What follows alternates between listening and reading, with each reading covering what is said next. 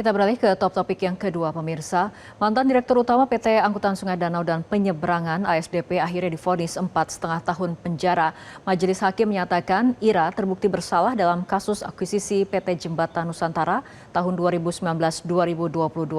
KPK mengkonfirmasi kerugian negara 1,25 triliun rupiah akibat akuisisi PT Jembatan Nusantara oleh ASDP disebabkan perbuatan melawan hukum dan pengkondisian valuasi.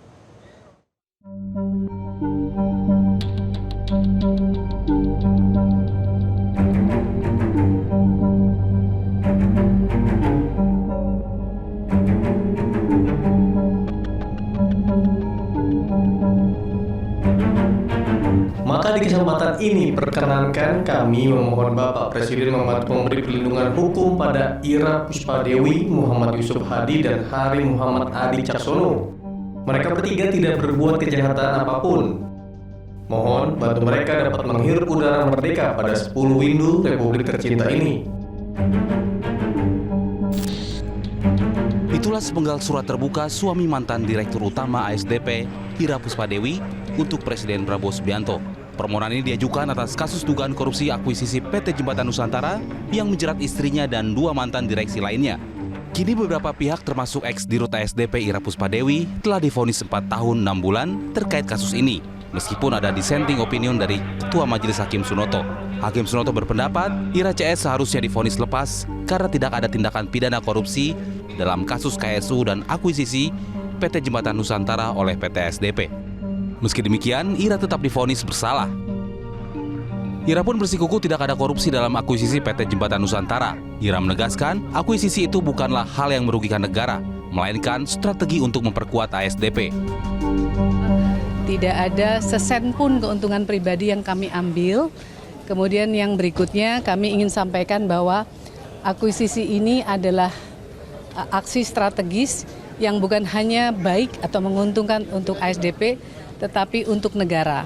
Karena dengan akuisisi ini kami mendapatkan perusahaan dengan izin yang sudah ada moratoriumnya sejak 2017, di mana seluruh izinnya adalah trayek komersial. Dengan trayek komersial ini, maka ASDP dapat memperkuat posisi untuk bisa melakukan subsidi silang bagi perusahaan, bagi daerah-daerah 3T. Menanggapi dukungan dan narasi yang beredar di media sosial bahwa mantan Direktur Utama Ira Puspadewi tidak mendapatkan keuntungan pribadi dan justru menghasilkan keuntungan bagi SDP melalui akuisisi PT Jembatan Nusantara, KPK menjelaskan kerugian negara 1,25 triliun rupiah itu terjadi sebagai dampak dari perbuatan melawan hukum dalam proses akuisisi, termasuk pengkondisian proses dan hasil penilaian kantor jasa penilaian publik. Terdapat bukti percakapan para pihak yang menguatkan fakta soal adanya pengkondisian tersebut. Ada rekayasa dan pengkondisian yang dilakukan baik pada tahap proses maupun hasil saat dilakukan valuasi terhadap aset-aset yang akan diakuisisi, termasuk atas kapal-kapal yang dimiliki oleh PT JN yang akan diakuisisi oleh PT ASDP.